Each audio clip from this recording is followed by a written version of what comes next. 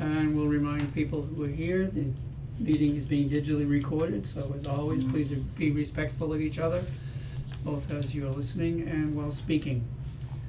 Is anyone here for open session? Yeah. No. Okay. So we'll move to the communications announcements, et cetera. Katie?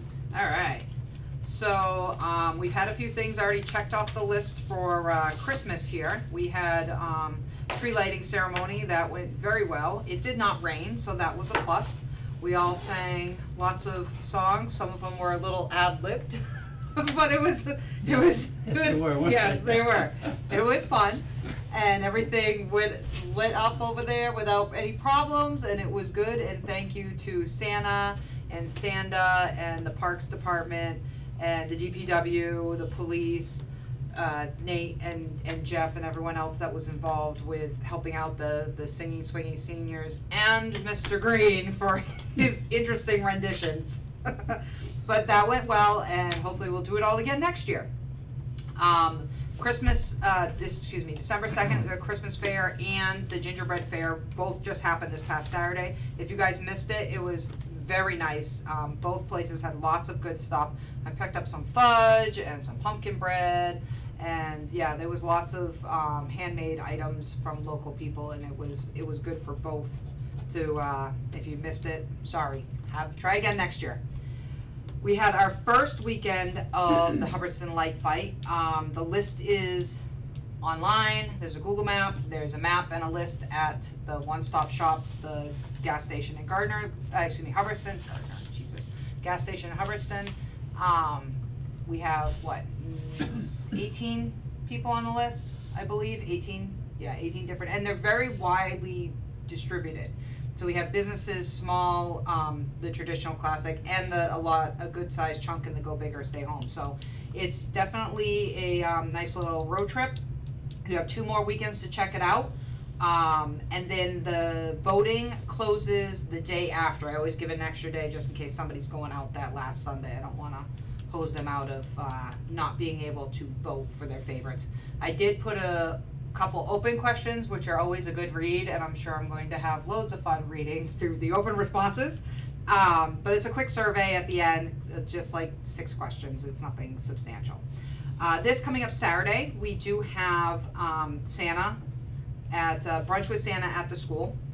We will be there from 10 to noon. I want to say a huge shout out to Stars and Stripes Diner and Giacomo's for donating food, and Santa for coming, of course, and also Rhonda and Jen LaBrouse, Rhonda Fox, for coming out and helping with this. They always help me every single year. They always set up the Santa, and it's loads of fun. It's very nice. It's only 2 hours. It's quick, but basically we ask for a $10 donation at the door, which comes back to special events and helps to pay for the extra stuff that we got going on in there. We have crafts for the kids, and we have, light snacks, and we have a beautiful setup that Jen and Rhonda take care of, and it's very nice. It's like a full-on photo set, and you can take as many pictures as you like with Santa, and it's easy. There's no waiting in line, there's no crying, we can entertain the kids. If there is a wait, it's not a big deal. It's very easy going, and you can chat with your friends while you're there. So again, that's this Saturday from 10 to noon. And then there's also, if you miss Santa, then there's also Santa on the fire truck. He'll come directly to your house. You can sign up through the fire department. They're looking for, I believe it's also a $10 donation to the Fire Truck Firemen's Association, I believe. Yes. And you need to drop your gift off in advance. But Santa will come directly to your house on the 10th. So that's, hubbardstonfire@gmail.com. So that's the email. I wrote it down. Smart of me. Imagine that. Okay. And if you miss Santa those 2 times, you also have one more chance to take photos with Santa at the bandstand up at the rec field from 4:30 to 6:30 on December 16th, and that's done through the Lions. They're also going to have some coloring books, I believe, and crayons, and they put Santa up there, and they have a nice, Christmas tree in the back, and if you drive by, you can see the gazebos the bandstands all lit up, and it's got this nice curtain effect and everything. It's very pretty. So that's 4:30 to 6:30 on December 16th. And then this is the last weekend for the Country Roads Tour. If you haven't gone on that ever or haven't heard anything about it, we have 3 stores in town that participate in that.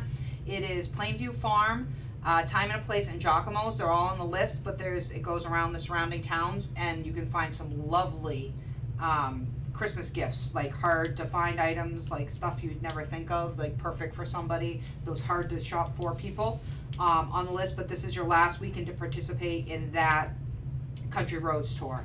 And then, of course, we will also have Frozen Assets is coming soon, so that will be out in the stores probably about mid-month, but that's more for January, but I just want to put it out there now. Frozen Assets is coming. All right, that's what we got. Thank you, Hoping Katie. for another warm No. Frozen asset. Yeah. No, that one I almost, we almost didn't have Frozen Assets. It was rough last year. Might not this year. Yeah. Any questions or comments? That looked good. Okay, thank you. All right, we'll move to the item number 4, discussion of the town nursing position. And that's what Judy is here for, so Judy.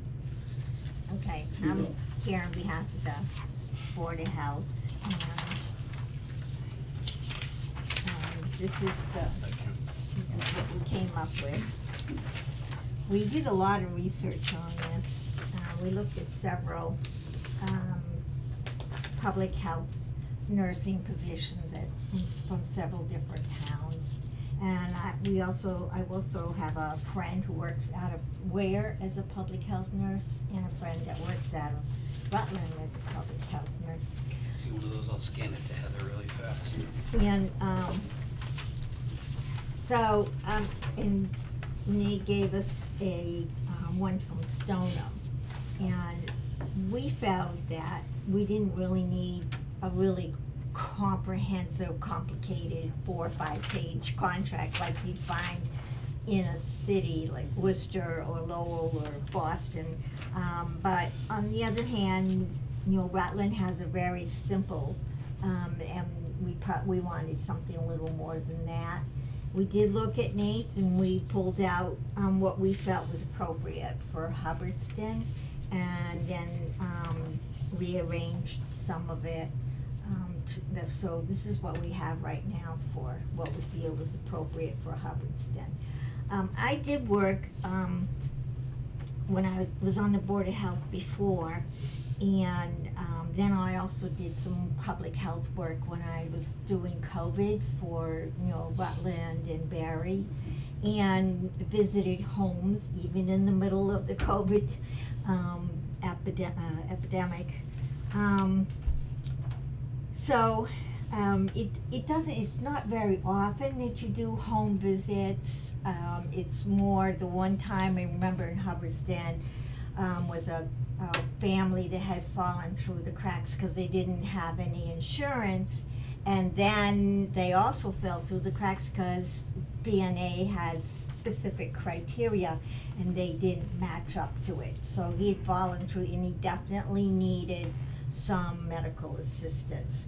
So, and there was another case too where Sandy Knipe and I worked together, was a case on July 4th weekend, where there was a gentleman, we found a gentleman in dire straits, and so we were able to find a safe place for him for the weekend, and then eventually we found a safe home for him as well. So those are a couple of things, so that over the years, they don't come up very often, but it's always nice to have somebody who can go in and make an assessment, maybe call VNA in to make their assessment, and follow through and make sure that the family gets the help and assistance that they need. And that's really what we were looking for, in addition to following MAVEN, which is your epidemiology, for following infectious disease cases. In fact, they're calling for an emergency meeting tomorrow for local boards of health, because there's been a hepatitis A increase, mostly Boston, and mostly in the shelters where there's dormitory style. So again, I'm not too concerned, but I will step in and listen to the meeting tomorrow, see what they have to Understand say. where that came from. So, these essential functions down here are just basic, public health. You're gonna find these essential functions on just about every job description that you look at, across the state. Pretty standard for public health. I'll let you read it, and then if you have any questions. I have some questions. Where is this funding coming from to pay for this position? The Board of Health has some funding Is that from, from the health fund. yeah, Mhm. and how many hours we talking? We don't know because it's on a, as a needed basis, right? Correct, So it's hard to correct. say, it could be. It will be no more than 16 a month, and which actually more than what you need. I mean, I'm doing the Maven right now. I check in on it 3 times a week for about a half an hour's time. So average of 16 hours a month, Yeah. probably? Yeah. The only time those hours will really be eaten up is if she works with, like, say, the school nurse to do a health presentation for the children over there. Then there's a little bit of planning time ahead, so that's pretty much where some of the hours might get eaten. How about immunization clinics? Immunization clinics beyond the flu vaccine clinics are difficult. Right now, we have a contract with Montechusett, and they said they would come in and do the vaccine, and they do it. They told the Board of Health can be there and stand by, but they do everything, so. But immunizations like measles or mumps or others, things like that, in the past, they're difficult. They're available from the state to provide a children's clinic, but they're really very difficult to, actually set up and do. So, in most children, they have some doctor. Yeah, I was thinking mostly like the COVID clinics that were going on. Yeah, right. And that's, Montechusett steps in and handles that for you guys? That's the way it was set up this year. Okay. Rory sets that up. Okay. Where would she be working out of, she or he be working out of? Probably out of her home. Their own home? Okay. Yeah, the records, if there are any records generated, will come back to the Board of Health office.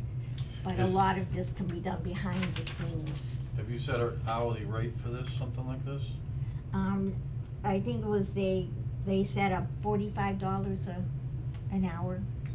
That would need to come in front of the select board, Yeah. like 100%, because as with most of the positions, that would be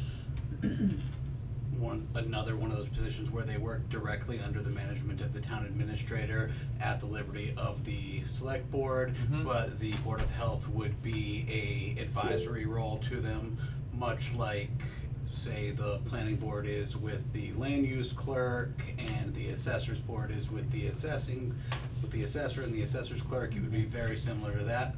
Mr. Chairman, Heather has raised her hand. Heather? Just like in school, I love that. We just had a couple questions. Judy, where did we come up with the 16 hours a month from? We just kind of looked, well, no more than 4 hours, like 4 hours a week we thought was probably more than he needed, and we just kind of, 12 seemed like a little on the narrow side, a lean side.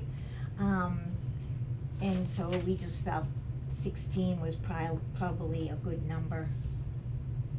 Okay, so I know you had talked a little bit about Rutland. Can you tell me, did you guys look at any other communities that are our size that have a public health nurse right now that they have on a regular basis?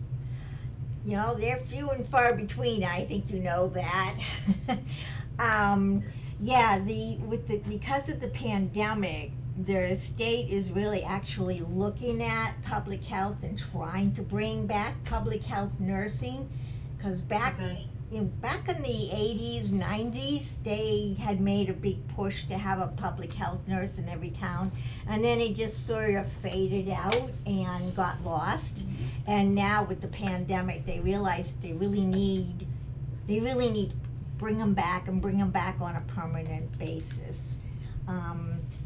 So there are few and far between other towns where was the only one, and she said that she has like a 2-page contract, but she's actually getting paid for up to 32 hours a week, so she's actually a full-time position.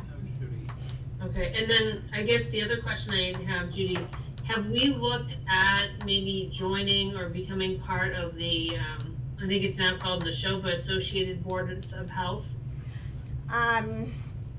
We wouldn't be eligible to be part of Neshoba. We are part of Montechusett. There's Okay. trying to grow to be like Neshoba, but Okay. they got a ways to go. And we would leave, in your proposal, we would leave Montechusett MPHN to do this, correct? That is what we would like to do. Have you looked into further, like, this was not brought up through our office, this was brought up just, hey, we're gonna be coming, can you put us on the agenda? So that's why I do request the opportunity to look further into this, so that I request, Mr. Chairman, that you do not vote this evening. Would there be any sort of ramifications for leaving MPHN? No.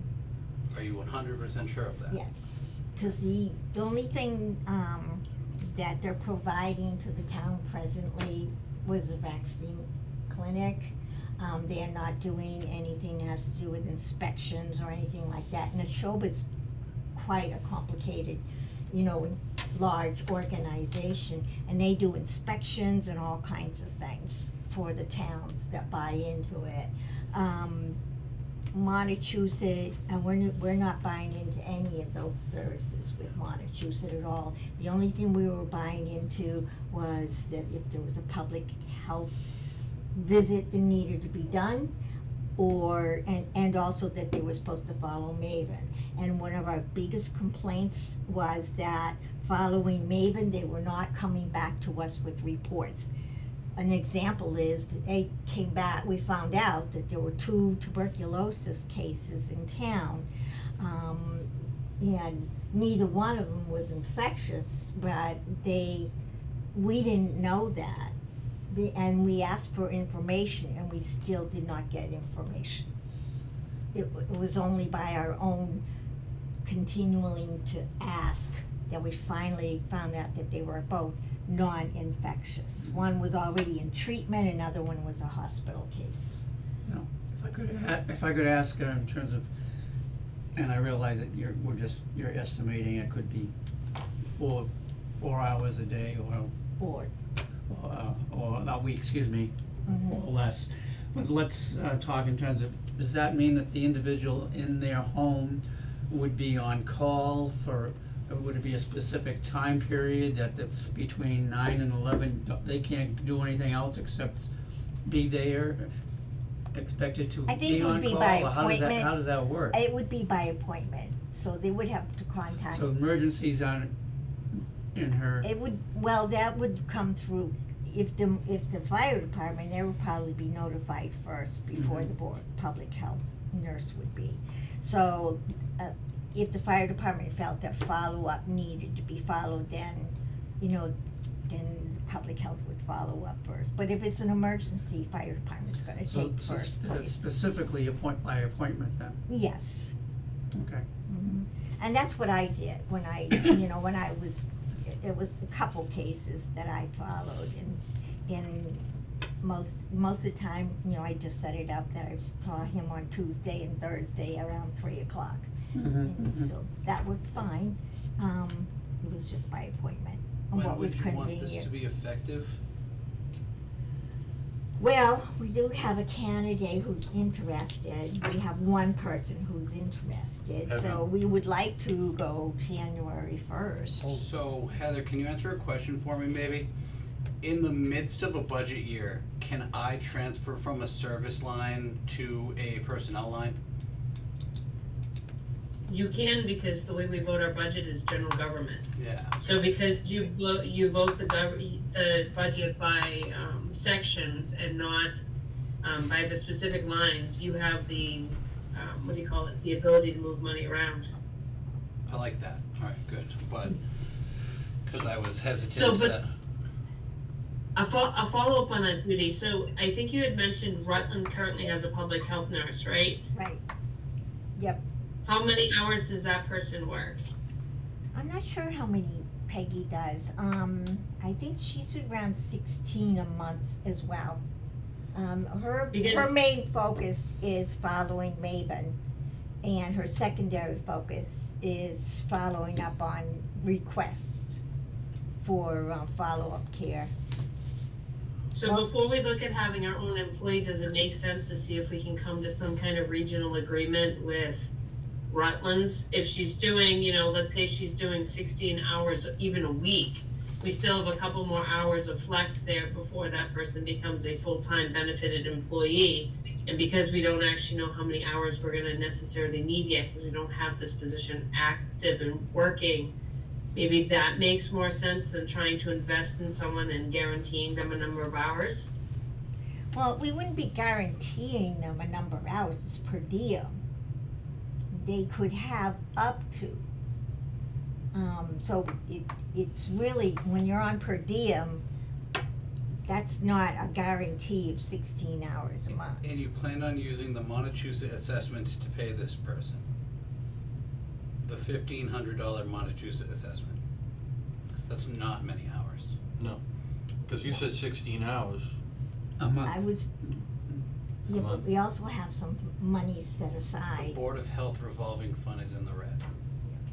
Well, that, yeah, Yeah. the other one. And then there's the Holden Hospital account, Holden. you guys have yet to prove anywhere in writing that that is eligible for Board of Health funds. I guess I've- we're gonna have to go back to Roger and I on that one. I've been We're working- gonna have to talk to him. You've provided me with unsigned documentations from 1994.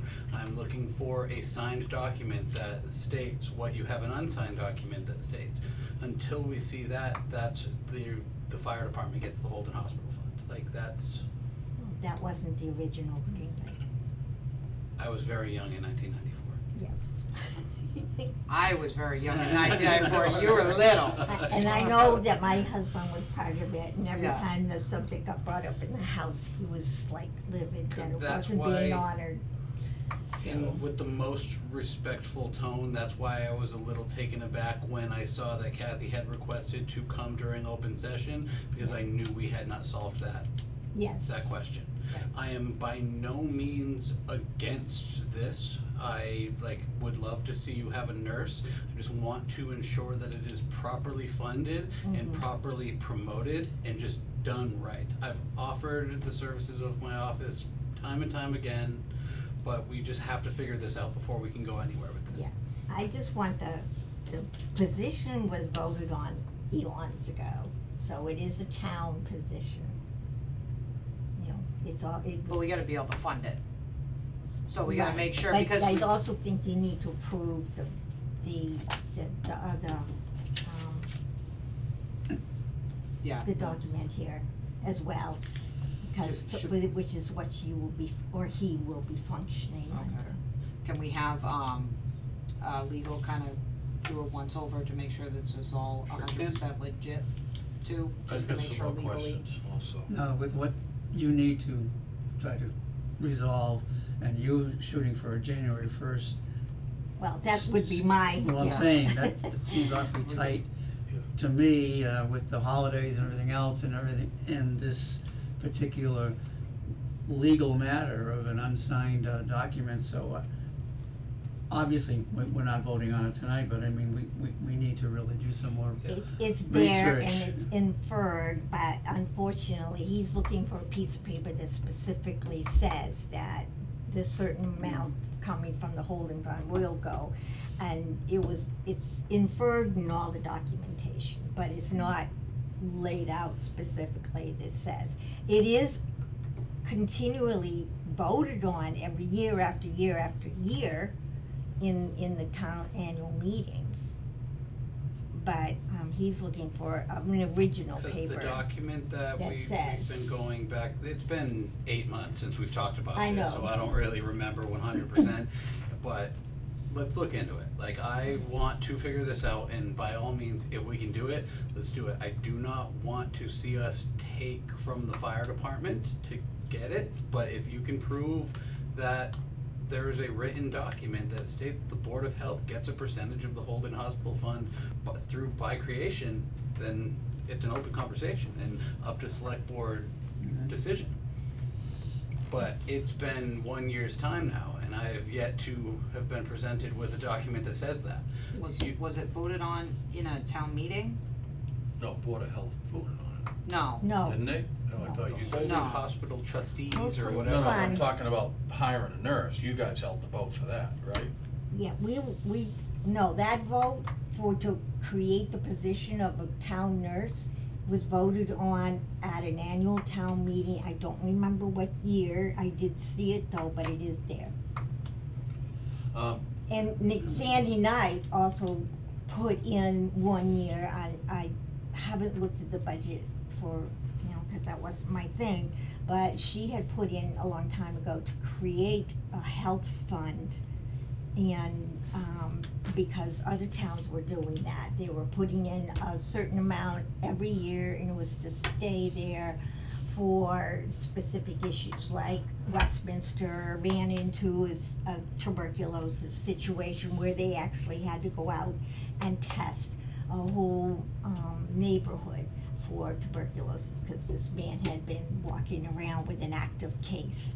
So that's when you're gonna use those health funds, and Sandy had put in, a while back, I don't know if it's even still there in the budget, but I know she had put in for it. So Mike, I- I have many questions, I'm gonna keep going if you don't mind. So we're talking in excess of top 20,000 just at the 16 hours base that you're talking about. Now, Liz, we Per have year. something Where do you come up with 20,000? For a year, if you for a did year, 16 times 16 hours a 45. month Oh, at $45, it's 20,000 plus, Jeff. That's 32 hours of pay period, there's Mhm. 26.1 pay Yeah. periods, yeah. So it's a substantial amount of money, all years. which I understand. And I can understand if it was funded by the hospital account down there, I can understand it's kind of a wash. But at a town our size, I mean, are there any comparables in the state with a town our size that has their own nurse? That's what I need to see, or we have, Yeah, somebody has to do some research, because I need to know that. Can we have Nancy do some digging on this? And I'm willing to work with you, I wanna see this work. Yeah. But I'm not, I'm not against it, I just need to see facts and figures, and being a town as small as we are, and paying out that kind of money, which is actually pretty cheap for a nurse, cause I know what my wife makes. they make more than that normally, they're And around I re- $60 an I hour. retired know, with my wife at a is much nurse. higher Oh, rate yeah. myself, yeah, And she's an Yeah. infectious control nurse to boot, so. yeah. So another thing is, you already said you had somebody in mind for this position. Well, Don't she's you have to indicated an interest. Don't you have to advertise for something like Yes, this? it'll have to be advertised, but we do know that there is one person who has indicated an interest. It's a great job for a And retired she- nurse, is yeah, what and it she is. said she's willing to wait until the town gets things sorted out and then put her application in. Let me jump in there for a minute, because we could be discussing this all night. I've if we wanted to. I've got one question that I wanna Yeah, can I just talk make one about. statement, and then I'll give you the time. There's an awful lot we need to find out, et cetera, Mm. obviously, and we cannot do, in my opinion, anything by January 1st. So I feel that this should be put off to another meeting at a reasonable amount of time, Yes. subject to your recommendation as to when to be formally discussed by us, because there's If no things vote being switch. taken on it tonight, it's not ready Yeah. for that. Yep. Obviously, you all have questions Mhm. concerning this, and we have things we need to find out, so Yeah, that but would be maybe my they can do recommendation. some but- research for us. Go ahead, Chris. while Yeah, Just to clarify the salary, if it's 16 hours a month at $40 an hour, we're nowhere near 20,000. It's $45. We're still nowhere near $20,000 a year. Did I make a mistake? That would be $16 a week at the 20,000, so it would be 16 Oh, it's a month. times 45. That's why I goes jumped at that. Times 12, it's $8,500, 8640. I just want clarity on Oh, that. so, That's why I Yeah. jumped at that. all right, well, Something- I'm wrong, I guess. No, no, I So it's Just 16 making hours a my month, risk, 'cause I 45 thought- times I thought 16 I knew I is was 720 talking times about 12. All Yeah. right, that's where I made a mistake. Yeah, 8640. Yeah, And it then I would got- be 20,000 if it was 16 a week. Yeah, okay. No. Okay, last round, anybody have anything before we Yeah, put this on an item to be, Yep. come back with? We have a couple of things to chat about, so let's Yep. make that work. We'll have Nancy do some research. We'll keep digging into the Holden Hospital Fund. Yep. Just, I've yet to have been presented a document that states anywhere with fact, and I hope it's out there, like, that. It's gotta be at a town meeting, like in the minutes or something on record in one of those town meetings. I was a teenager back then, so I have no idea, back in the 90s, so I have no idea. I was underage. I There were a lot brought less in people all in the town. documentation that I found at the Yeah. house. Okay. Copies of what I found at the house but I also know that at annual meeting, there's documentation that shows that the Holden Fund would be used for the fire department and for health, so, And I had only worked here for about 2 weeks when we Yeah. had this discussion, so let's go back and look at the document and see if we can. It's gotta be whatever town meeting it was originated at, it's gotta be It's gotten some written. substantial. It's gotta have some writing. Kathy seems to feel that we have an account, but I'm, like I said, I haven't been really following the money piece of it. I've been following more this piece, and, but Kathy seemed to feel that we have sufficient money to get us through 1 year, and then we would have to readdress.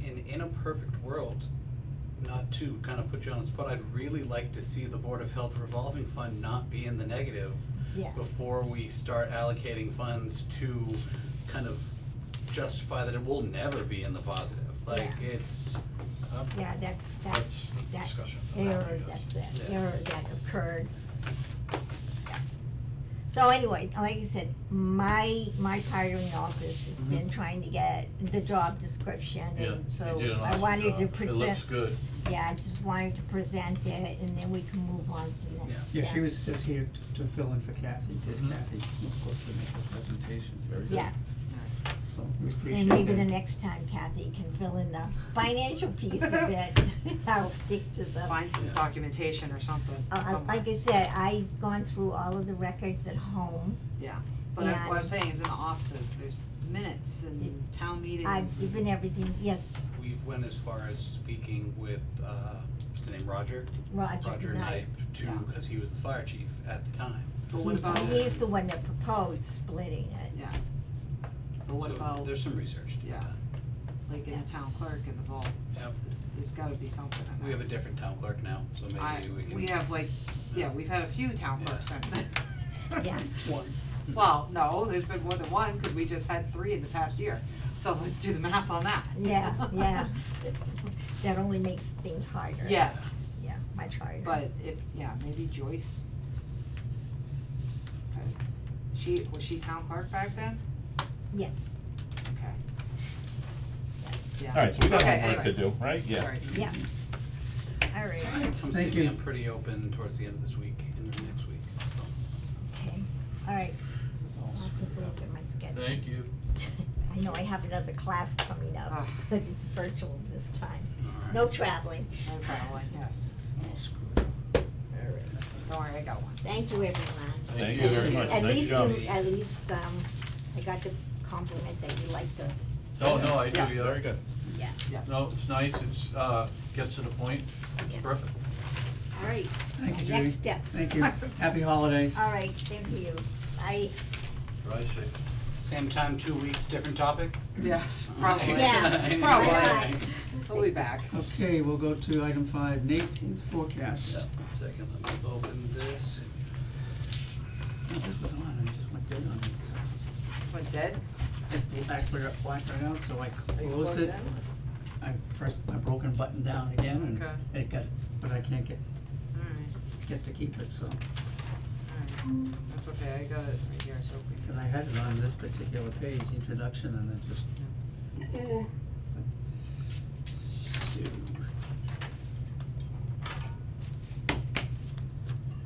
Hi, Cody.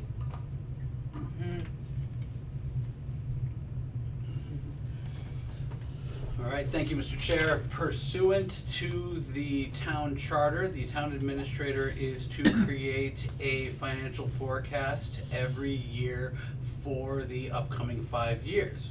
This year, I am hoping to have more of a conversation with you guys than present at you or read verbatim, as I have once in the past. So the full document on this is about 36 pages and can be found on the town website. I am using this year's documentation as I believe was intended to build upon itself into the budget for the year. So a lot of the things you're seeing in this year's full document, you will see again refined and updated as our numbers go from being gray to actual ink written in a budget. The cover has a nice picture of many of you at the town sign, so one of them many town yeah, I was signs. gonna say one of them, One of, I caught it. So we talk about on the first slide in introduction, why do we forecast?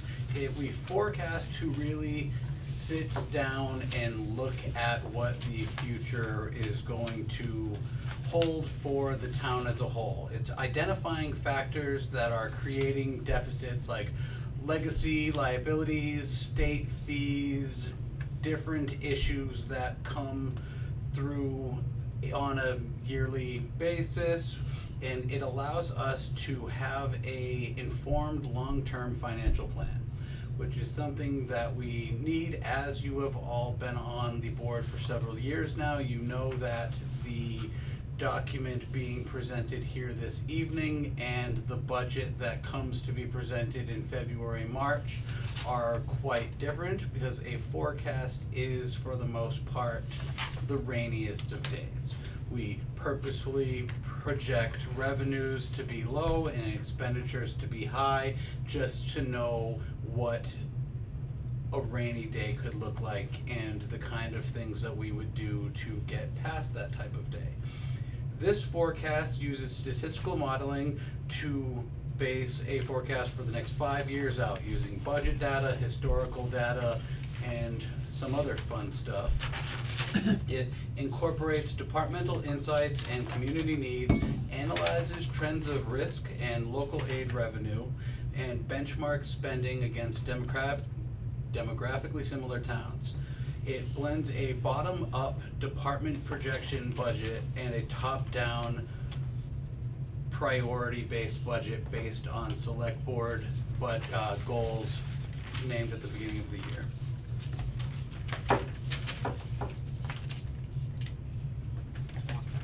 I tried to make sure that you were all at least in one photo, so there's the picture of Chris and Katie from the gazebo day. Yeah.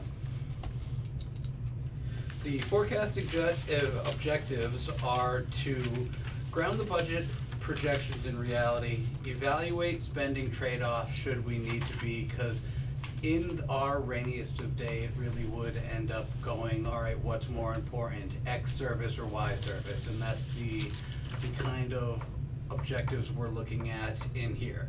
By analyzing long-term financing, Hubbardston Institute practices for financial resilience, accountable decisions, and sustainable service levels. Here I have been trying to implement more of a infographic style for people that may not be as updated on what goes on in a budgeting time frame or in a municipal government, so that each year when there is either new people getting involved or new people coming of age, they can kind of grasp at what we're actually doing. Because I feel like in the past, not here but everywhere, there was not necessarily a, hey, outside of civics class, really where it should be taught, this is how we do this is what the government's doing. You'll see in a couple of weeks, we're going to be proposing having a citizens academy. I've been putting it together with the town clerk and the new land use clerk to work on trying to get increased volunteerism through engagement. That's something that many communities have done successfully, and we will look at it in the future. Well, soon. We're hoping for like March, April. Basis of budget projections. This is pretty much the same thing as I just said. Historical data, looking at budget objectives, looking at service levels, looking at actually what the needs and wants are, and grounding them in reality. Page 8. See, it says page 5. You're on 5. Yeah. Go to 8. Oh, 8, thank you. Moving forward to the fun stuff is our revenue projections. As we're all well aware, we break our revenue down into 3 substantial revenue types, which are state aid, local receipts, and taxation. Right here you can see the breakdown of the taxation portion over the next 5 years, staying relatively level but increasing by the Proposition 2.5 and new growth. Prop 2.5 we've increased by 2.5. The tax levy goes up that much year over year. New growth, we traditionally, per our financial policies, use a 5-year average. So that's how we find that. It's a relatively stable form of revenue, but when our expenditures in one department alone are utilizing almost our full taxation increase in totality, that makes it very, very challenging. The property taxes are the largest revenue source at 77%. Terrible. So, Terrible. state aid. State aid is 6.5% of the general fund revenues. State aid gets a little tricky because it's a decent amount of our budget, and it will likely stay relatively around where it is, but you can't project it due to economic factors, the choices in the legislature, the actual revenue and forecast of the state budget has implications on that, and we can't necessarily determine where a state aid number is going to go. Unrestricted local government aid was a big factor in the Baker administration. It was level funded very, very similarly in the first year of the Healy administration, but it's going to be interesting to see where a lot of the variables that are going on right now bring our budget as a state, thus impacting this portion of our revenue. This is a conservative estimate. I believe I ended up going 2% for across the board, which is outlined on the final pages of the budget of the forecast in the index. May I ask a question, please? Yes, sir. Do you think what's going on in the state right now with housing all these undocumented, is gonna affect what we get as a town? I would hope not. Okay. Like, I can't You speak to can't, that yeah, but with any more It's gotta come from somewhere. legitimacy than you can. Right, And so I'm just wondering if there were any feelings out there I would, amongst town administrators. nope, and that would be, town administrators are a pretty squeaky bunch. So if that ended up being something that we felt was going to happen, there would be a lot of noise. The Yep. noise doesn't always come they're not always listening, as you saw with the marijuana law a few months ago, that we will begin talking about over the next couple weeks. Good. But no, there's really. I was just curious if there was any chatter. No, and I'm sure that is something that legislators in heading into an election year don't wanna see happen to themselves. All right, thank you.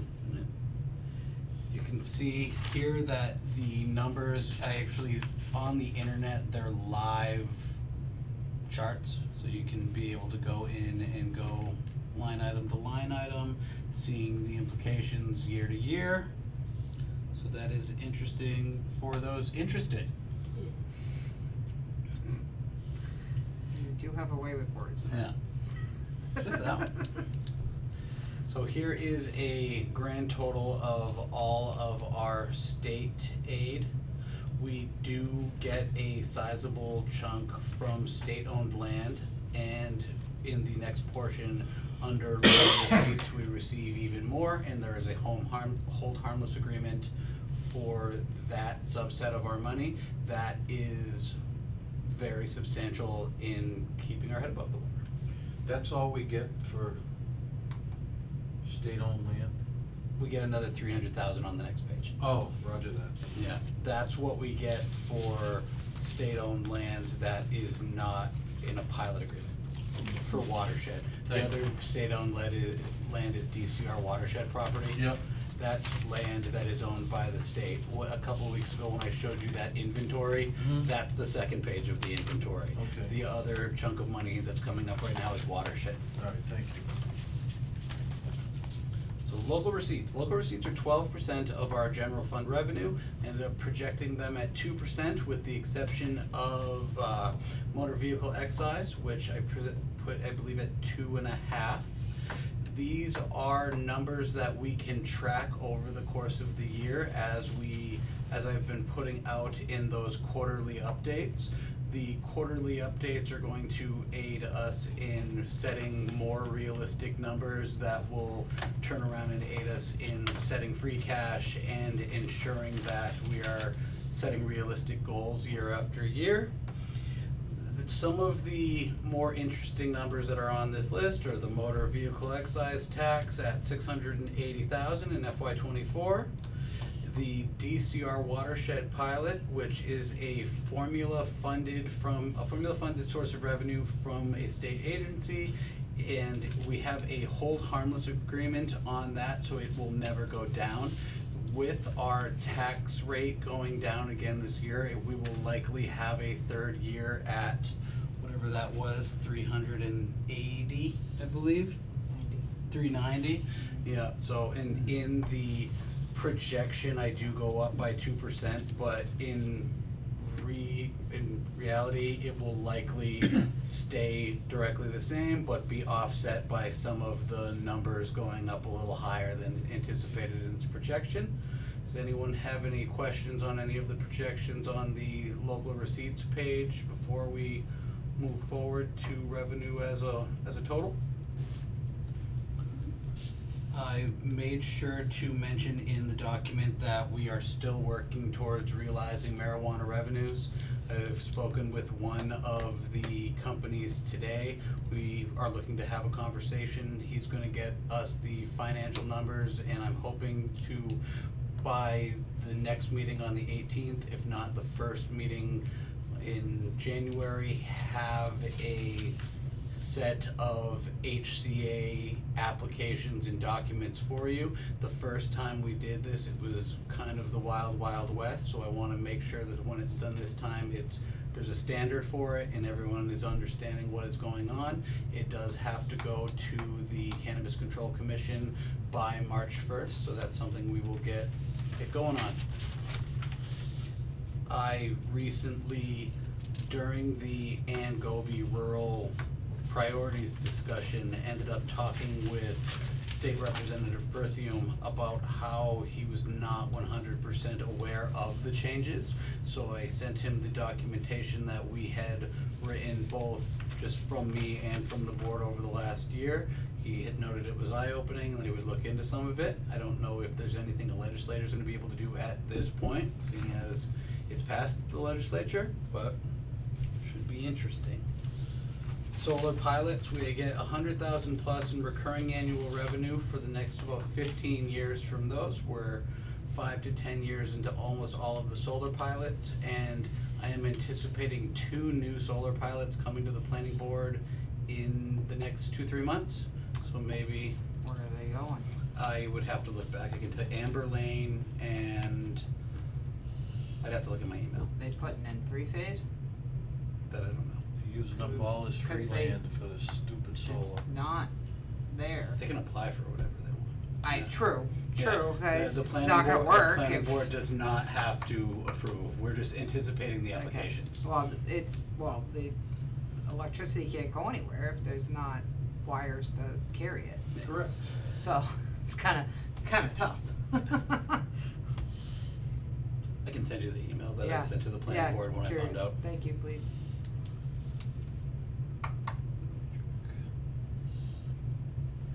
Alright, revenue summary. Revenue is going up fairly. It is not, spoiler, it's not going up by what we need it to.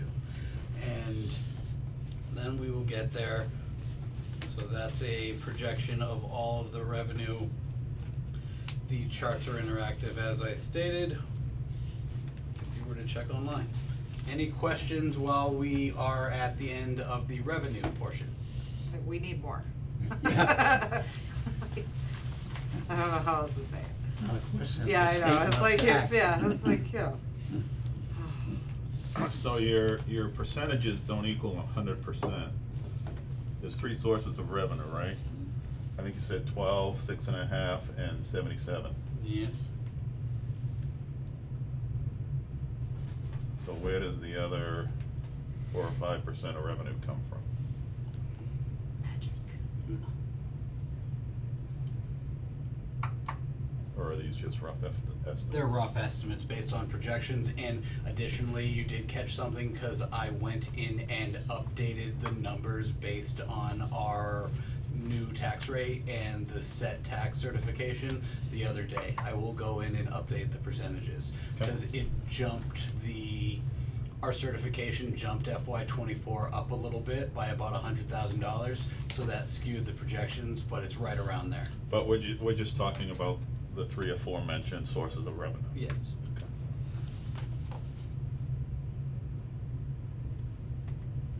And now, expenditure projections. Again, 5-year projections. This one gets a little harder because you can't really project emergencies and things that may happen on a economic level or unfunded mandates or, yeah, that kind of stuff. The major categories all got a modest 2 to 2.5% increase as outlined in the back of the document, with the exception of public safety that had a 3% increase, public works a 3% increase, insurances at 6%, school at 8%, and health insurance at 5.5%.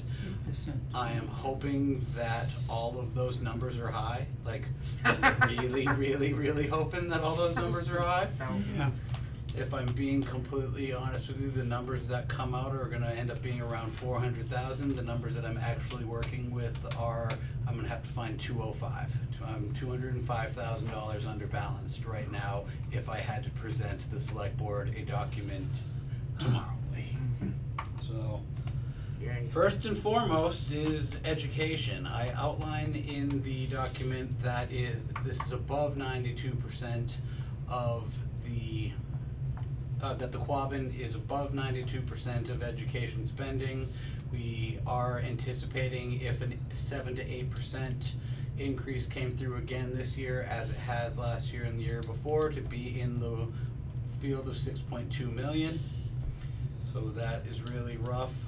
I do believe that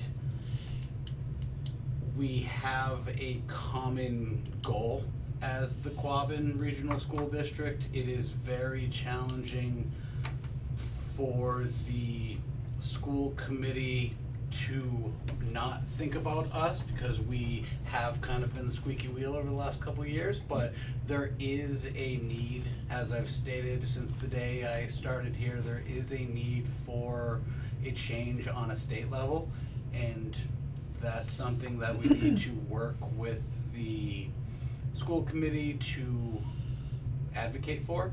As most of you likely saw in your email, I did reach out to the school committee this past week and made them aware of this document being on the website in hopes that they would check it out and we can get together in the new year to make sure that the school committee understands and is there for the priorities of the town, education being one of the top priorities, if not the top priority, but there's only so much you can do when all of your increases are going to one So, subject education's higher than public safety. by a lot, I know that, but it's just kinda backwards, isn't it? one would imagine. I mean, you need a safe town to have Yeah, happy schools, don't you? I agree wholeheartedly. It is what it is, I understand that, but I it's haven't kinda- gotten confirmation. We had scheduled a conversation between myself, the Hardwick Town Administrator, and the Superintendent's office on Friday. I'm going to check in again tomorrow. So Excellent. we'll see how that goes. I hope to meet with them. Colleen has been very, very nice outside of not having the information that she can't tell me. Like, they also have information that they need to know to set their budget, to tell us what we're looking for, and so.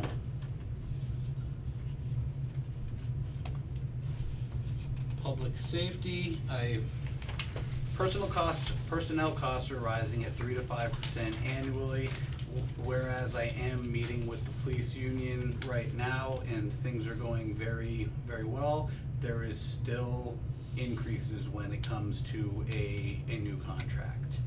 It is not looking to be anything crazy, but it is looking at like it's going to be a proposal of a 3 to a 3.25% increase.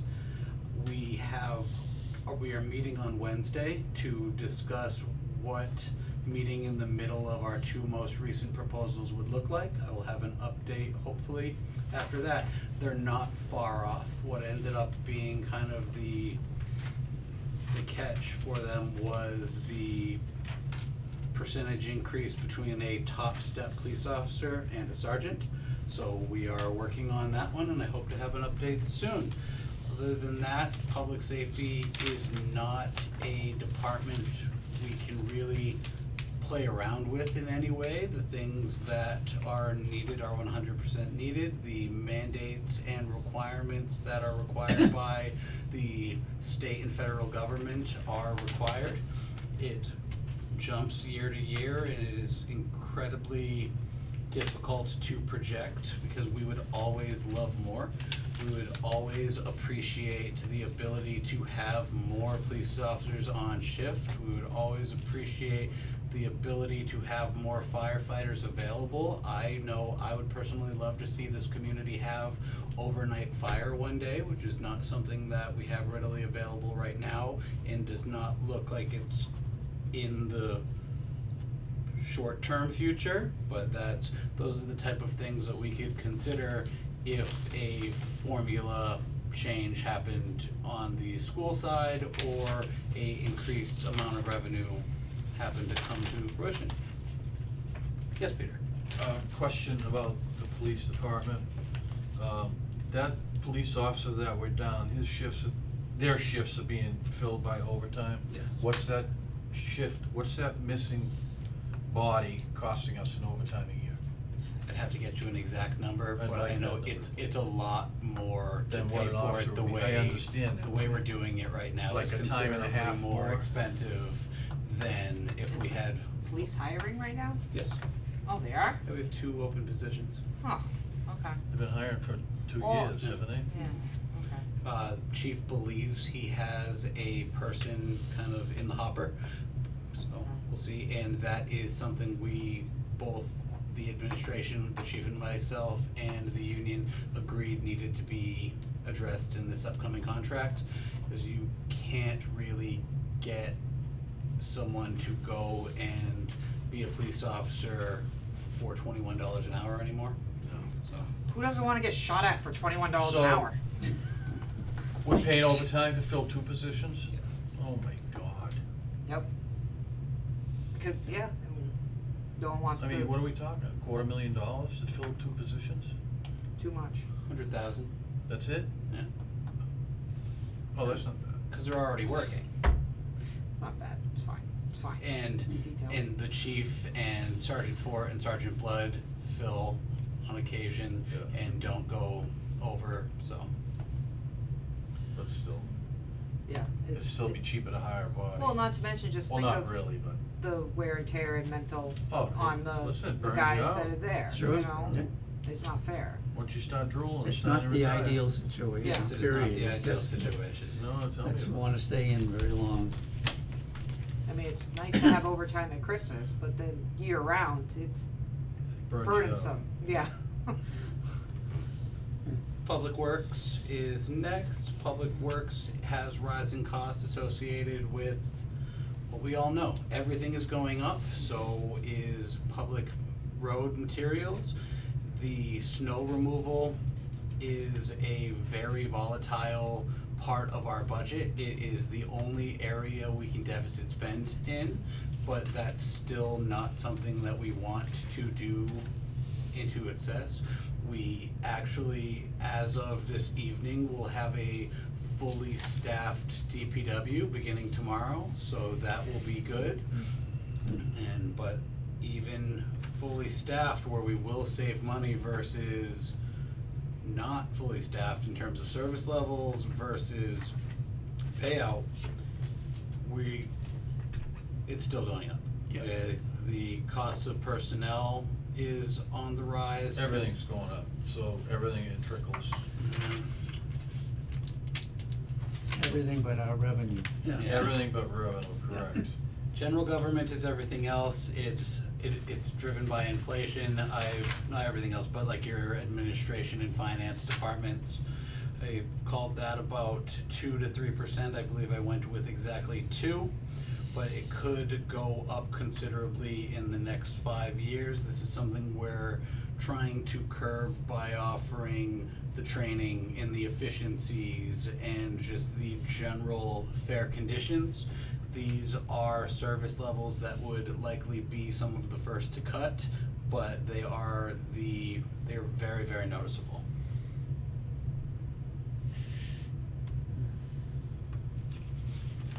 Human Services, Parks and Culture, right around the same thing as general government. They are rising, not by that much, because we do not spend a considerable amount of money on these issues, but we would love to. Like, I would love to be able to work with the parks and the Council on Aging to increase service levels and see what that would look like, but it's not something we can do while facing a structural deficit. Mhm.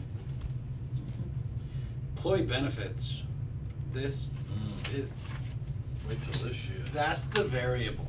The whole, like, last year, to be completely honest, I thought I had it figured out. I thought I had it so we could balance it, and then the insurance came in at 10%. So there's a difficulty in projecting what employee benefits will look like, because it is incredibly volatile based on outside forces. Like, there's nothing we can do to ensure that our benefit prices will stay the same. Last year, our liability insurance jumped by 11%.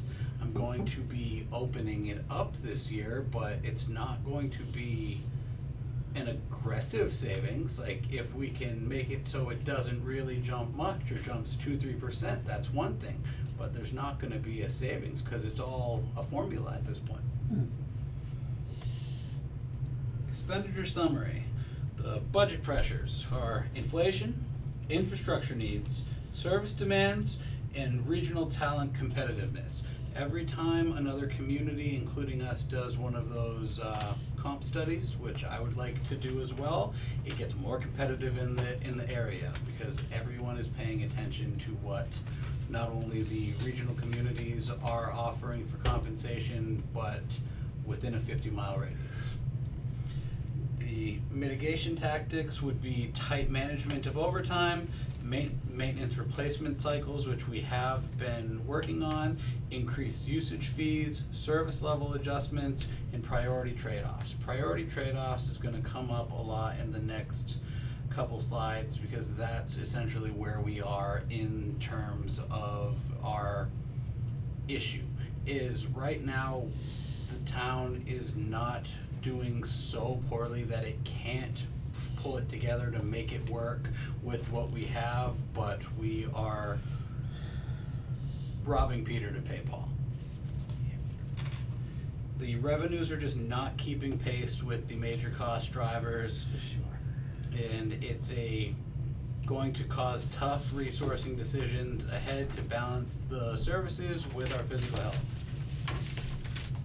Any questions before we go out of expenditures?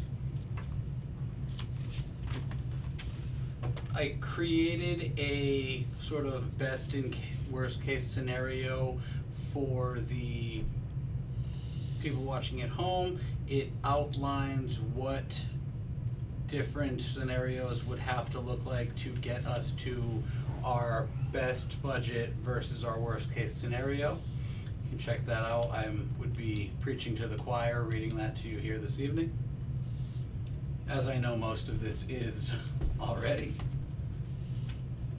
Our projected operating gaps, I'm projecting between 492,000 deficit next year and 2 million in FY29.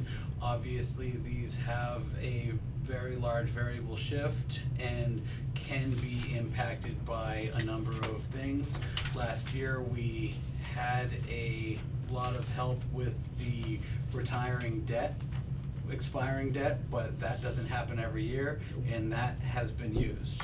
But how long can we truly hope to keep finding these easy, lucky situations? It's just not going to be there forever without making considerable, tough decisions year after year. Any questions while I have that chart up? No, Yeah. I was, but I'm good. This is the chart all written out. If you want to check it out after, it's interactive. Here I created a infographic showing what the deficit looks like from this year to next year to 2029 as part of the dollar as a whole, hoping to kind of drive the point across.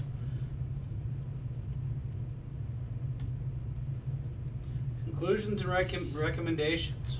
Budget outlook key takeaways. Our revenues are constrained. Expenditures are rising. Deficits emerge and are expanding. They have been expanding. ARPA helped a good amount. We are already breaking our own financial policy of using free cash to balance the operating budget with no end in sight. It is something that we speak to legislators and anyone that will listen about. So the town of Hubbardston, as small as we are, they can't say we're not letting our concerns be known. New revenues are needed or cuts are needed. That is unfortunately a realism of the numbers we are looking at. As I've said several times already, it's not necessarily as bad as it is in this projection, but it's also not great and getting worse. Some revenue strategies that we can consider are advocating for additional state aid. Our Chapter 70, advocating for Chapter 70 increases would be one of the best things that could potentially happen to us, but there are so many things that the state legislature is getting advocated for. It gets very, very difficult. During the rural priorities meeting, former Senator Goby talked a lot about this rural schools funding, where a rural schools report came out 2 years ago and said, oh, it would be really appropriate and helpful if there was $60 million in the annual budget for rural schools and rural schools only. 6 is what was funded. Is that a step in the right direction? Yes, but it is only a drop in the bucket. Our stabilization funds, we are fortunate at this time to be at our goals, but if we cannot continue to put some of the free cash into general and capital stabilization, we will fall under those goal numbers in relative short order. Looking into raising fees is something we can do. I'm currently doing a fee survey with all of the department heads. The fee survey is due tomorrow at 5, so I'm anticipating a lot of work on my plate, but be able to bring something to you guys in the new year, just comparing our fees to that of our comparative communities. So, fees, you're talking building, Yes. electrical, and dock. Town clerk, the planning board, the class 2 and 3 and common vic licenses Okay. that you have in the Right. select board's office, all of the fees outlined in local receipts Yeah. will be considered, minus the ones that can't be considered. Double 'em. Don't really know if that's a direction we could go, Okay. but we're going to look into where we are competitively with Other towns. with the other towns.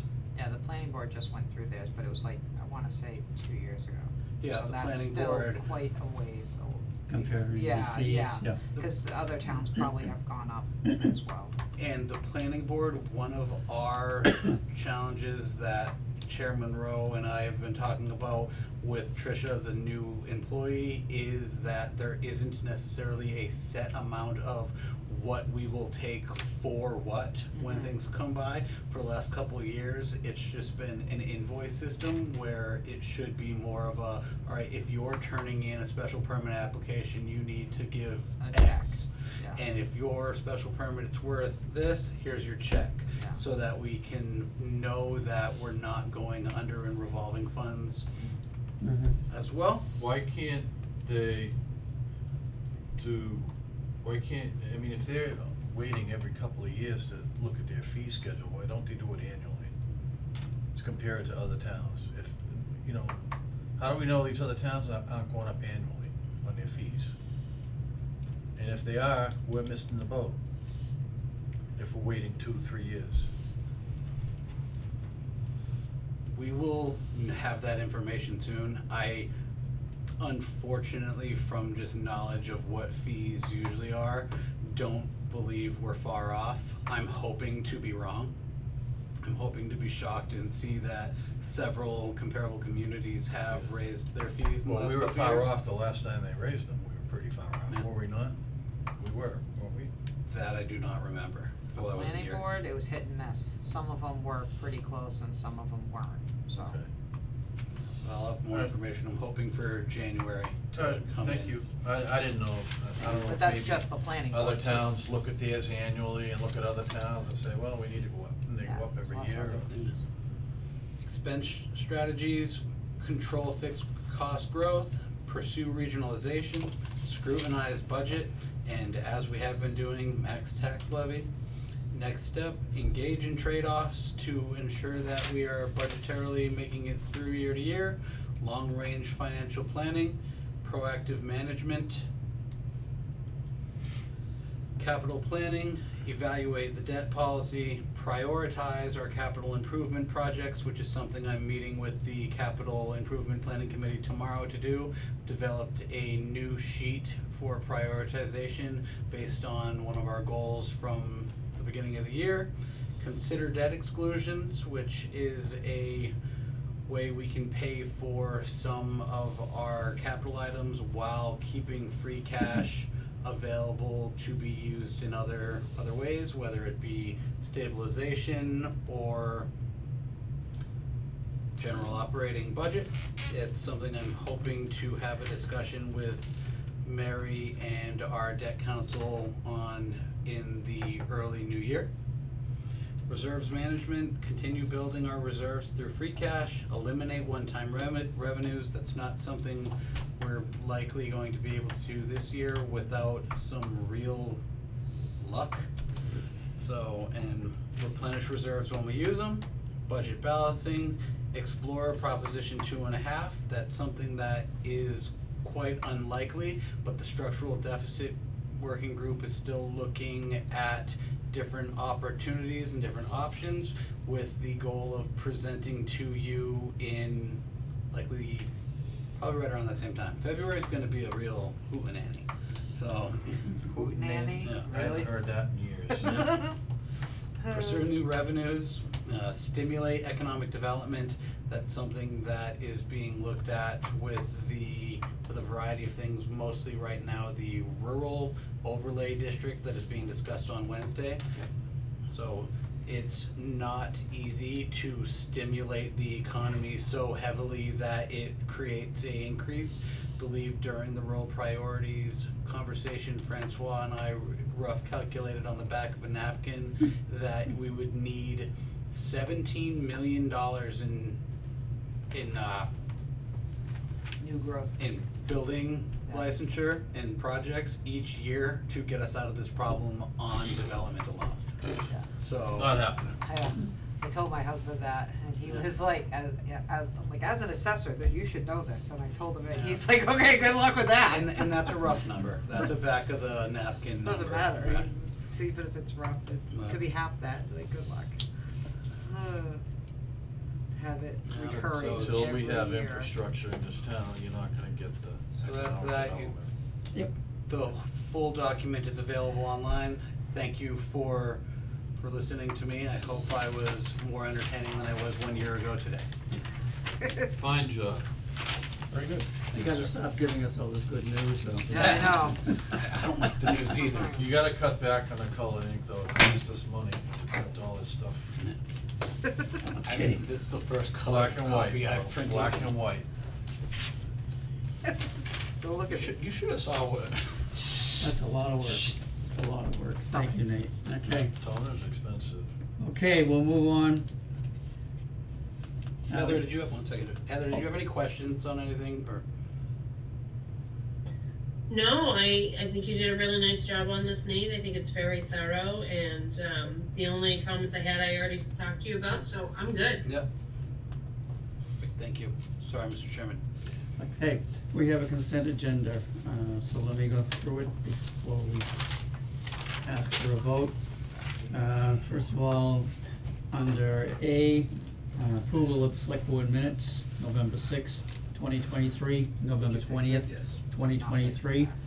We have an appointment, and I'm gonna ask Nate to clarify some information on this before anybody might have questions or put a hold on this for Brian Colwell. So would you like to explain that to us now? Yes, so Brian Caldwell is a on-call firefighter that works for the Department of Conservation and Recreation. DCR lays off their employees in the winter.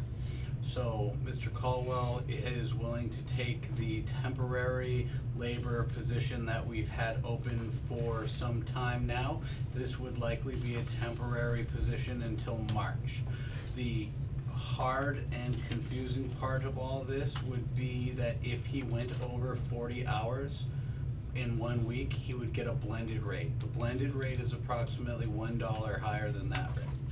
That's something I've spoken with the chief and Travis about, and Mary and I are working on figuring out before we get there, but that's, So in other words, if he got an on-call and he Yeah. already was doing his hours, he would get a blended rate, Okay. blended with the 17 and some change that you make as an on-call firefighter, and that 2236. again, to run into the burning building, 17 an hour, and 21 to get shot at, it's awesome.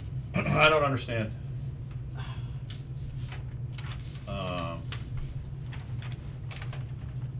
It says here that he wants to be a temporary laborer driver. Yep.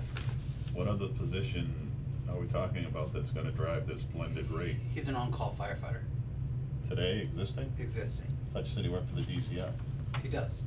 He's So very he busy. got laid off from the DCR, he's an on-call firefighter, and he wants to be a DPW worker. Yes, he's a very nice guy. Yeah. Okay.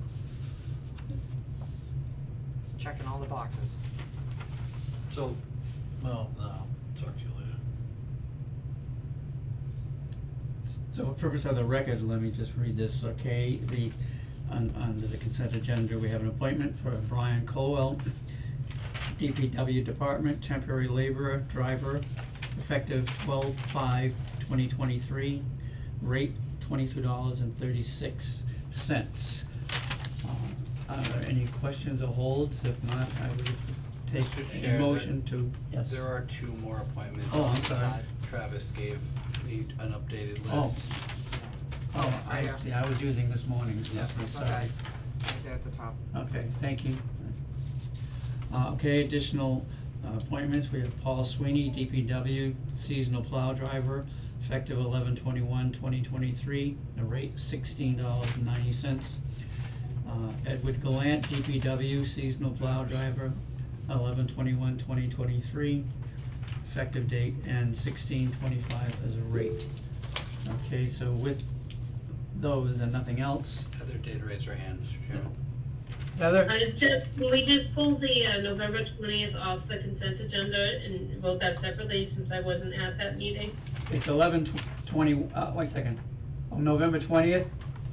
Yeah, can we pull it, would it be possible to pull that off the consent agenda so I can vote on everything else? Oh, to take it off? Yep, just Okay. hold it and vote on it separate. Alright, so we'll remove November 20th, 2023 from the consent agenda, okay? And we'll vote on that separately. Okay, you ready for a motion? No, I need more Sorry. understanding about this Brian Colwell situation. Tell me about the blended rate again, what's the blended rate gonna be? So it likely will not, unless he works a ton of hours, it won't send any individual account over, especially since the winter is unpredictable and you can go under. We still have to figure out exactly what the blended rate is, but we're also not really at a point to be turning down somebody that wants to plow right entering the winter. Basically, the deal here would be, and it's a state law type of issue. I've spoken with other town administrators about having to do this, including my former boss in Princeton, because they run into the same issue as their building maintenance person is a lieutenant on the call fire department. You have to put together a blended rate that we are working on in the event the person goes over 40 hours per week. Just, And what could that rate be? I can get back to you. Okay. 'Cause So we- would it be somewhere in the middle of the two? Yes, it would be So in- somewhere in between the 17 and the 22, Yeah. right? I'm hoping it does not happen often. Right. Like, that's the hope, but the blended rate would be somewhere between the 17 and the 22. We're all getting together in the next couple days to work on it, because we didn't think it was a front-end priority, hoping that it didn't happen on the front end of, So 2236 would be the worst case scenario. yes, sir. So, explain to me blended rate is, so he gets so much as a call firefighter to go to a call. Long and short is he's gonna get more for being an on-call firefighter if he goes over the 40 hours that he's working over at the DPW. Okay, so that would add to his 17, whatever. Yeah, it would add to his 17 something, Which, But not more than 2236. but not more than 2236. Okay. sounds good. Any other questions? Alright, then if we could have a motion to accept the consent. I would like to make a motion to accept the consent agenda except for the minutes of November 20th. Motion made. Is there a second? Alright, any discussion? Seeing none, all in favor? Yes. Yes. Opposed? Abstained? Motion carried. Now let's return to the minutes for November 20th, 2023. Heather was not there, so could we have a motion to accept these minutes? I'd like to make a motion to accept the minutes for November 20th, 2023. Motion made, is there Second. and second. Any discussion? All in favor? Yes. Yes. Opposed? Abstained? Yes. One abstention. Motion carried, thank you, that takes care of that part of it. Going on, under, new business, we have, I don't have anything. No, but- no, no new Under the business. old business, we are tabling the discussion of the opera, so, at the request of the town administrator. So we will not be dealing with that, so we'll move to the, town administrator's report. Flag policy. Oh, town administrator's report first? Yeah. Alright. You wrote the agenda.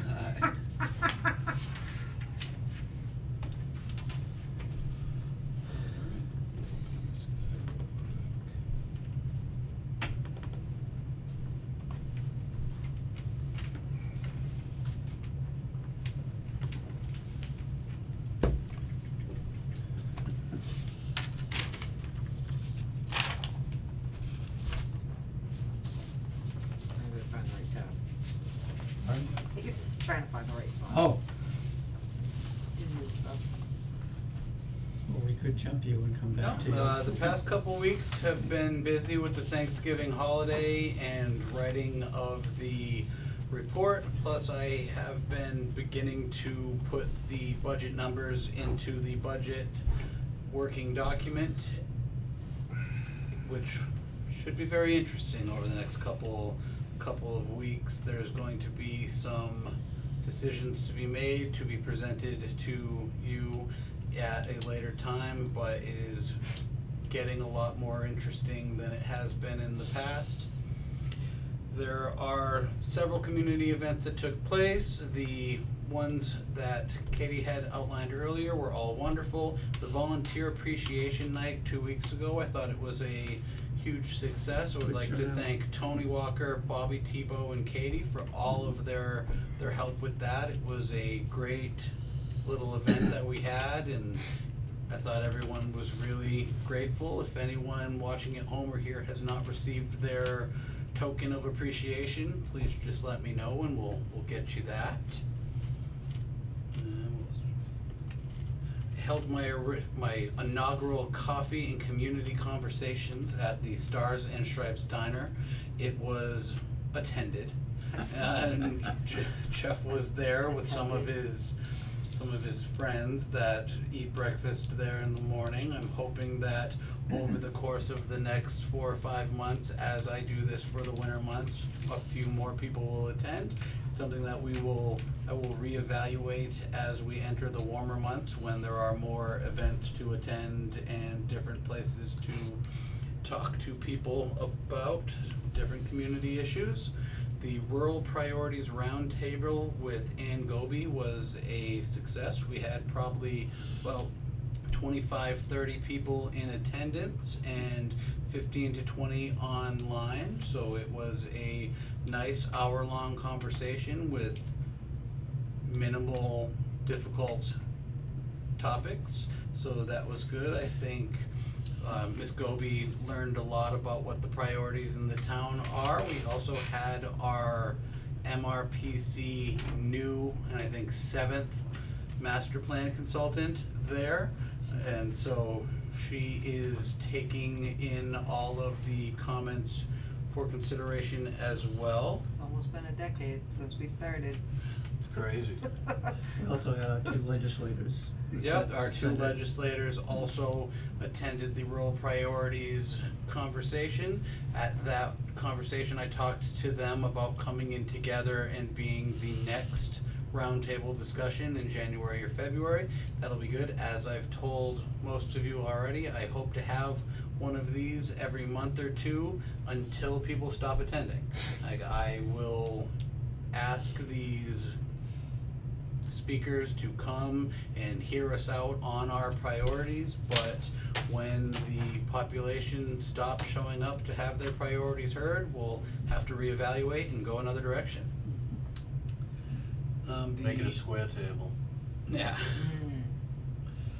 I attended the STAM Legislative Affairs Committee meeting where we reviewed and approved STAM is the Small Town Administrators of Massachusetts, where we reviewed and approved a legislative survey that I had written for the town administrators group. We're gonna be sending that out to everybody in hopes to gather priorities from the different communities to then bring to STAM Day on the Hill in April. A lot of these small town administrators have very similar priorities to us, so that'll be a good opportunity. Heather is also on STAM, but not on that committee, I don't believe.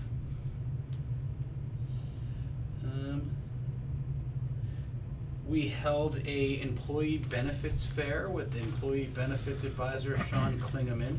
It was well attended. We had about 5 people come in and. Really? Cause when I came in, it was like 2. Yeah, we had It's like, about, we had about 5 people come in and have their benefits discussion with Sean, so that was Okay. good. That's all outside benefits paid by the employee that we offer as a community, just in addition to the benefits that they have.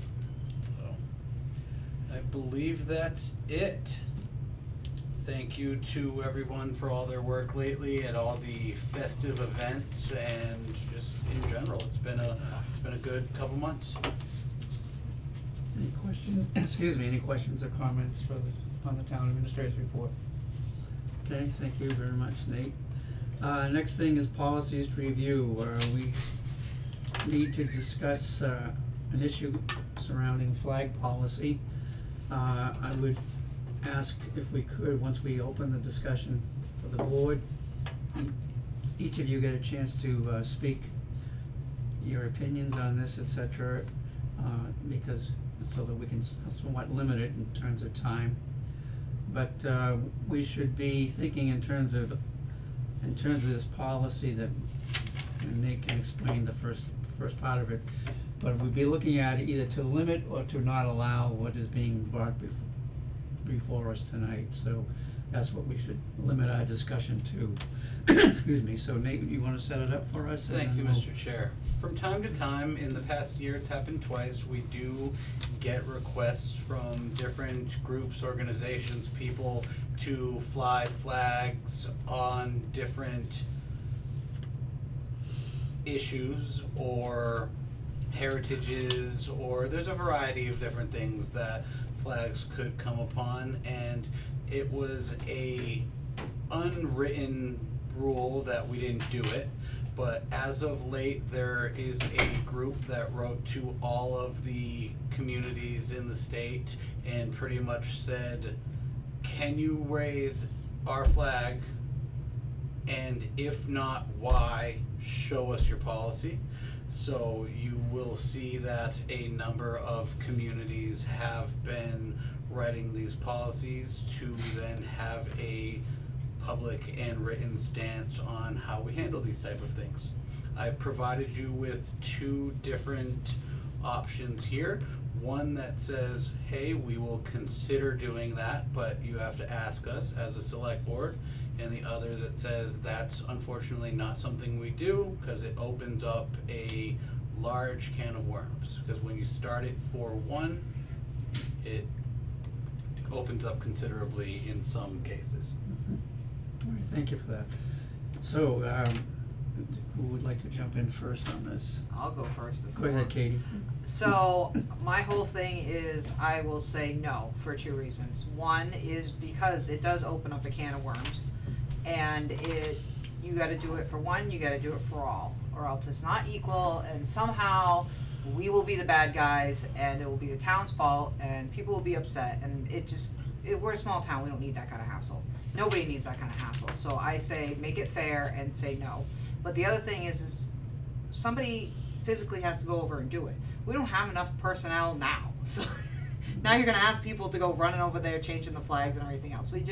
Life's too short, this town is too small, no. Thank you. Can I ask what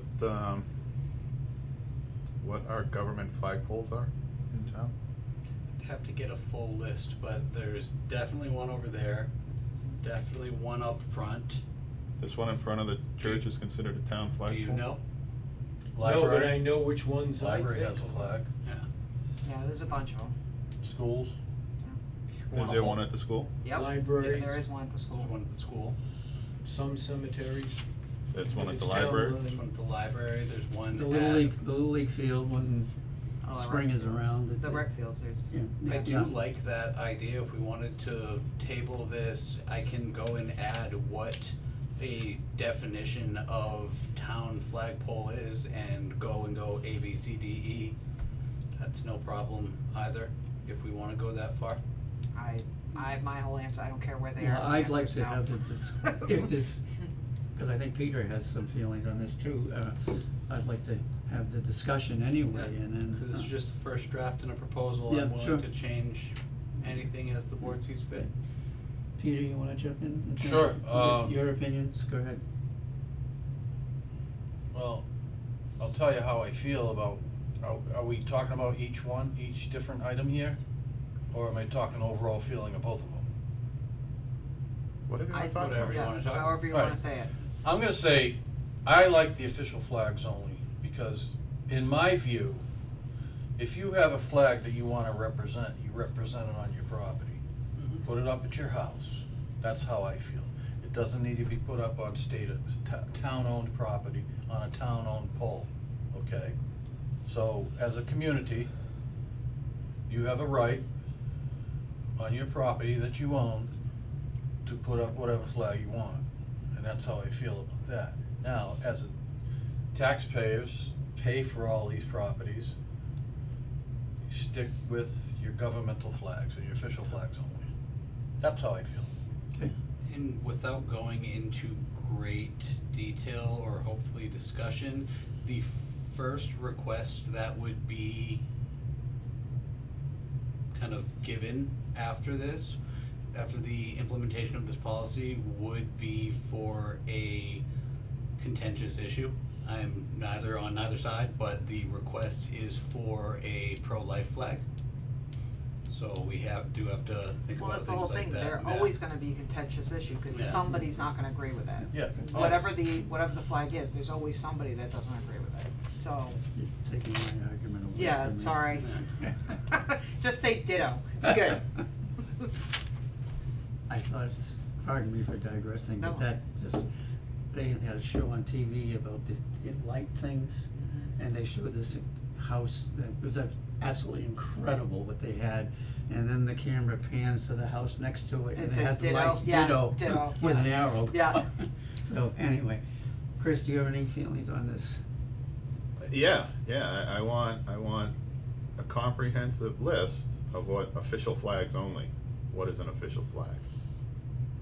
What are we going to consider an official flag? It's in there, the American flag. We have that already in American, the our, state, in our and own the I policy. see a PW. list of, I see, You have federal, state, and city, town, city or town. We- So- POW. And that's, So we are don't we have a town saying flag right now, we don't have a town the flag. US flag, the state of Massachusetts flag, Yeah. the town of Hubbardston flag. And that's all, at this POW. point, POW. So Oh, just those POW. three? POW. Cause then it says such as, which is kinda wishy-washy. Yeah. So I think we need to get a distinct, exact list of what an official flag would be. Flags permitted. The only flags permitted to fly on town of Hubbardston flagpoles are the flag of the United States of America, the flag of the Commonwealth of Massachusetts, the official town of Hubbardston flag, flags of branches of the United States Armed Forces, the prisoner of war / missing in action flag. Mhm. Done. That's it. Okay, so the only thing that I missed to say was the. So it's the POW flag, the MIA flag, and any other flag of the 5 Of the armed forces, armed forces, Town- including the Coast Guard. town, state, federal. Yep, town, state, federal, POW, MIA, and the 5 And- forces. And that's the comprehensive That's list the of comprehensive list. official flags. Mhm. Okay, I want option 1. What do you mean by option one? Was that it? Just those flags? That's option. Yeah. If that's only the flags considered Okay. in option Yeah. 1, I prefer option 1. I can't remember what was option Mr. one. Chairman, Well, Heather- I said we're Heather trying to gear it did- between, Yeah. to limit or Yeah. to not allow. Yeah. Yeah. I was others. thinking specifically because of the initial request that I was familiar with, so let me jump in on that. First of all, when I was thinking about what Nate had told me in terms of the initial request of the pro-life, I felt that would have been number one, it's an improper request as far as I'm concerned. Because I think whatever flies on any of our flagpoles, other than that should represent the entire country, state, and everyone in this town. That, to what Katie said, anything else, you're just asking for trouble, getting into the politics of it. What about the people who don't stand for that? And, or should you say yes to that? Well, then, who's the next flag that wants to go up there? What religion wants to put a flag up there? We're gonna have Palestinians, that's Israel. To me, it's a I just don't even wanna go into it, so, as far as the request, that was I was gonna say not allow it. If we are going to be going with the list that you just read, and as Chris put it, option one, where we are limiting it to those, that's what I would strongly recommend that we do, as far, and keep it that way, for all the above reasons that we've all expressed. And it is amendable. If there's ever a board in the future that wants a different choice, then they can go in and do that. All I say is, just look what happened in Fitchburg. Yeah. Good luck. Mr. Chairman, Heather does have her hand up. over. Heather, go ahead. Totally agree on the stricter policy, and, Mr. Chairman, if you would accept a motion, I'd make a motion that we approve option one. I'll second that. And can we specify exactly what we're talking about when we say option one? It's the one Nate outlined in his sheet, it's the first one, it's the stricter policy that we're all in favor of. As you listed those, Yes, sir. okay, yes, we can, okay, that's a motion, I is there a second? Yeah. And seconded, okay, any questions or further discussion on that motion? All in favor? Yes. Opposed? None? I have a The question, discussion's Mr. already done. Well. You wanna make a comment after but we've already. Oh, okay, fine. Okay, sorry, Mike, okay, so the motion, we were in the middle of it. All in favor was yes, opposed, Oh. abstentions, motion's carried. Mike, what was? Sure, Mike Stahl, 5 Lombard Road, Mr. Chair. I was wondering when the public gets to make a comment on a motion.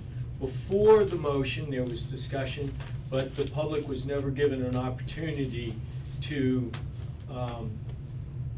get comments before the board on the actual motion. I mean, it was so quick, it wasn't even mentioned. Thank you. It is Thank you. it is the liberty of the chair on if the public gets to make a comment regarding any specific issue. Motion? Okay. But anything. Thank you. The town of Which is- Hubbardston Select Board offers the public a open session at the beginning of their meeting. Other than that, is the liberty of the chair.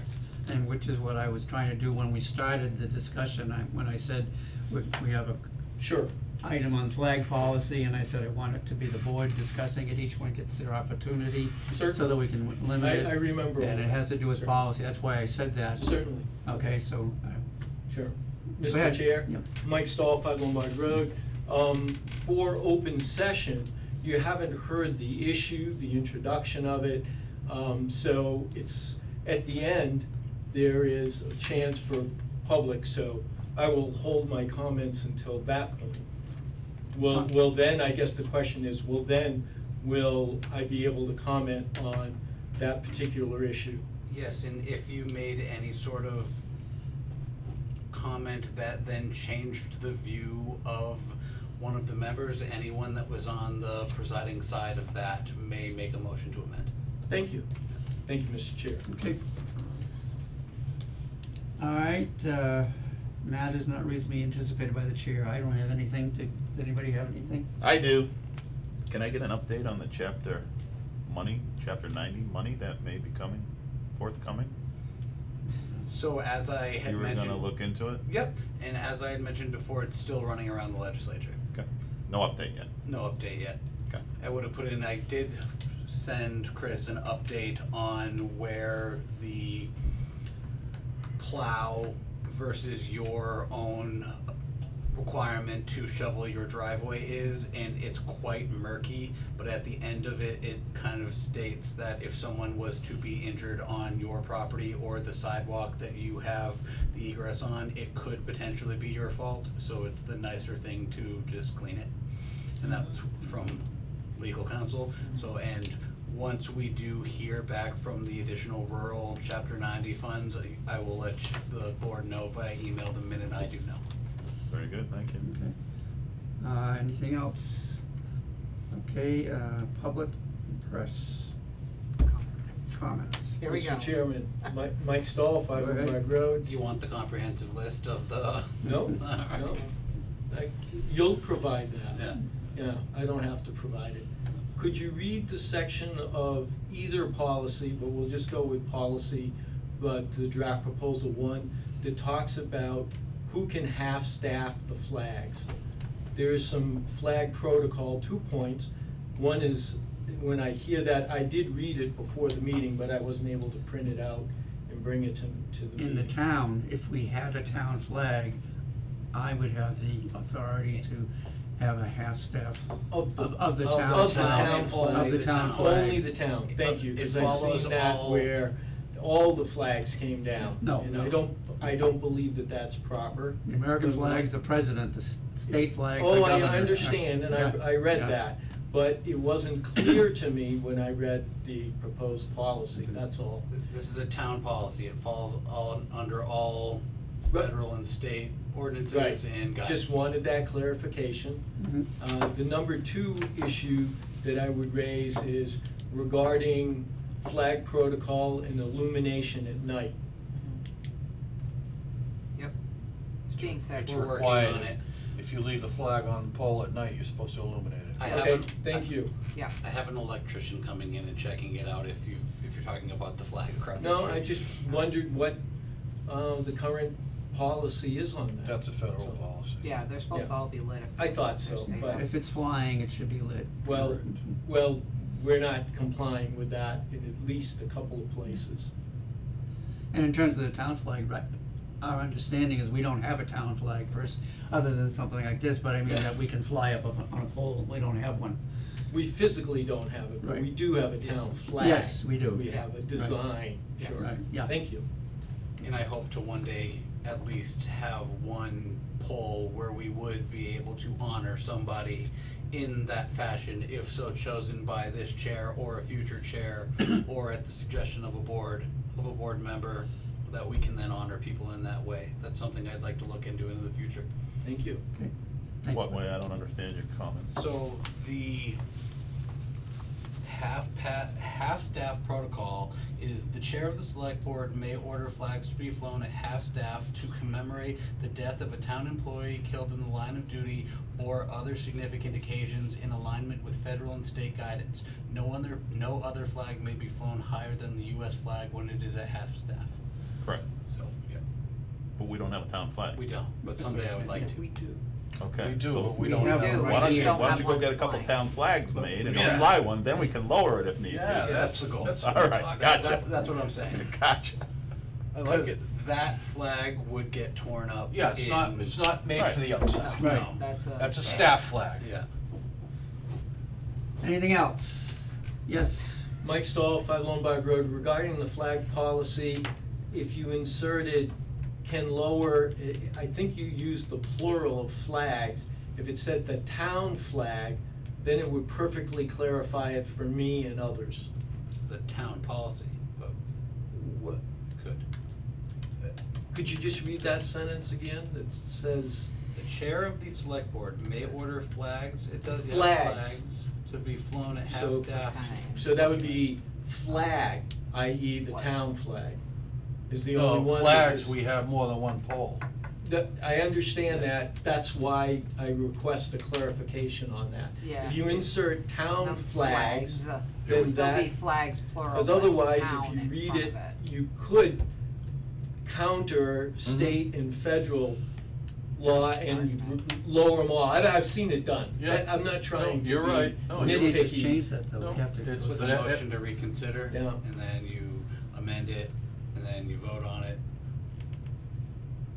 Yep. So do you, With a well, proper can we just make a pronunciation. motion to add the word town flag for clarification purposes? Yeah, take Yeah. the vote. I would like to make a motion to add the word town in front of flags for clarification purposes of our town flag policy. Under Motion subsection made. 6. Under subsection 6. Motion, Second. and Cody seconded. that. Yeah. Motion made and second, any discussion? Seeing none, all right, all in favor? Aye. Yes. Opposed, Aye. No, she's not Okay. opposed, she's just delayed. abstained, motion carried. All right, nothing else, motion to adjourn? Yes, I'd love to make a motion to Second. adjourn. Motion made to adjourn, all in favor? Aye. Aye. We have our next meeting is the 18th.